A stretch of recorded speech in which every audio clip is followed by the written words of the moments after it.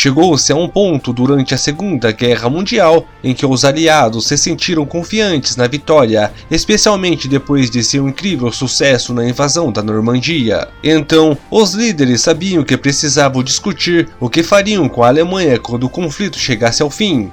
E uma das propostas mais populares foi o Plano Morgenthau.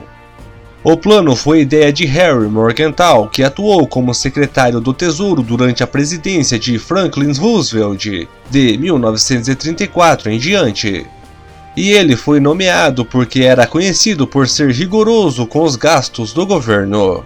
Quando a Segunda Guerra Mundial começou, Morgenthau envolveu-se mais fortemente em áreas da administração que não eram explicitamente financeiras. De ascendência judaica, ele tentou consistentemente pressionar Roosevelt a ajudar no resgate de seu povo na perseguição alemã. Ele também esteve fortemente envolvido nos acordos Land-Lease entre os Estados Unidos e outros países. Em 1944, Morgenthau ramificou-se para a política externa e foi durante este período que apresentou a sua solução para como deveria ser o mundo pós-guerra.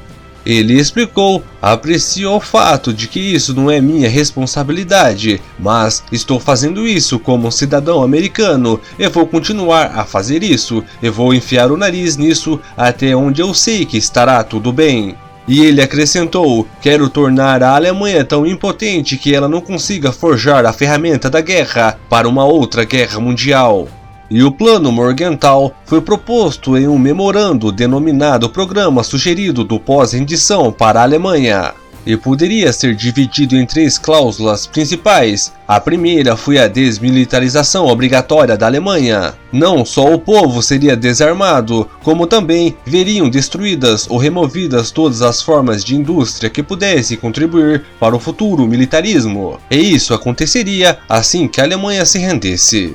De acordo com o Plano Morgenthau, os aliados removeriam todas as fábricas e equipamentos da área 6 meses após o fim da guerra e destruiriam aqueles que não pudessem ser removidos. No nariz do Plano Morgenthau estava o seu desejo de ver a Alemanha transformada num país de agricultores que, sem tecnologia e materiais avançados, nunca mais poderiam ameaçar a Europa ou o resto do mundo com outra guerra.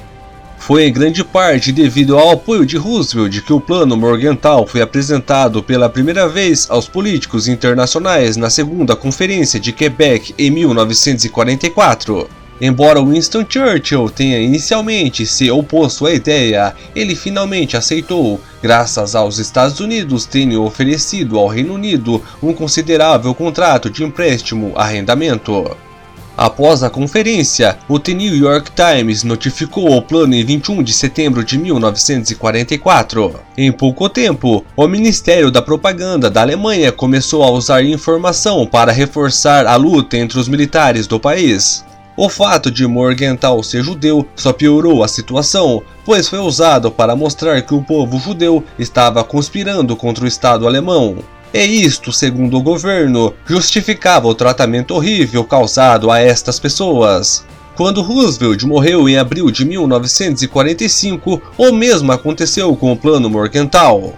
Por um breve período, parecia que o presidente Harry Truman iria considerar a ideia, ao assinar a Diretiva 1067 em 10 de maio de 1945, que dizia que a América não tomaria medidas voltadas para a reabilitação econômica da Alemanha ou destinadas a manter ou fortalecer a economia alemã. Isto durou pouco, pois Harry Truman assinou a Diretiva 1779 naquele mês de julho, destinada a fornecer ajuda à Alemanha.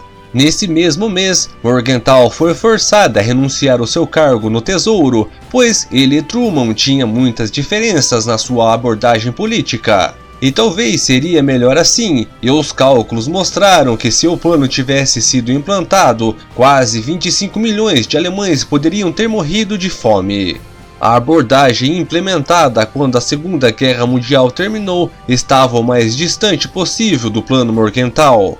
E em vez de transformar os alemães num bando de agricultores com pouca ou nenhuma tecnologia avançada, forneceu uma ajuda econômica significativa para que pudesse estabilizar o seu país e se recuperar do conflito.